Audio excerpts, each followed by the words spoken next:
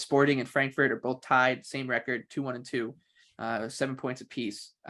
So this one sets up on a knife edge, really. The Sporting's plus 130 at home, Frankfurt plus 210 on the road. The draw here is plus 240.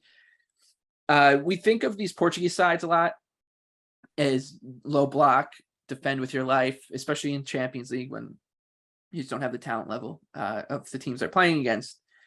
Sporting's played some pretty high event matches in the Portuguese top division, 3.18 goals per match total, which is second most in Portugal. So I was kind of leaning towards the Portuguese side here. I know you are going that way, so I'm happy to be convinced to play the home favorite here. Yeah, it's definitely a lean for me. I'm going to need a little bit of a better number on Sporting right now, because the reality is I'm going to sit here and say that I think I was kind of wrong about Frankfurt coming into the season. Like, they have performed much, much better than their underlying numbers from last season. So a lot of what my projections have right now are relying on those priors where Frankfurt was, a minus 11 expected goal differential. I mean, even this past weekend, like, they lost 2-1 to Dortmund, but they outcreated them 1.9 to 0.7. Like, they deserved to win that match.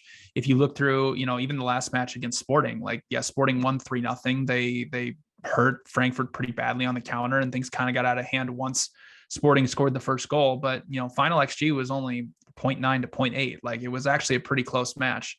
So you look at Sporting, there's some weird game theory stuff going on here, right? Because they have the tiebreaker over Tottenham, and they won the first match against Frankfurt 3-0. So as long as they don't lose this match 3-0, they will have the tiebreaker over them, but they are tied on points. So you could say, all right, if Sporting just gets a draw, and as long as Marseille doesn't beat Tottenham, like, they're through.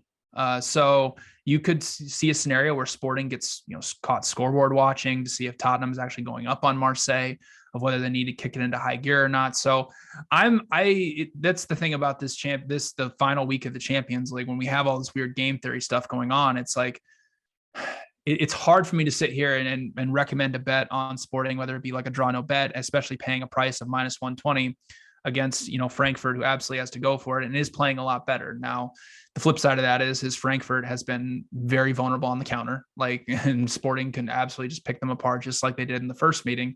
So unless I get Sporting, draw no bet at, I'd say minus 105 or even money, that would probably be my price point to actually play them in this match. Or if you want to hop in live, there's a lot of good live betting scenarios as well, like in this too.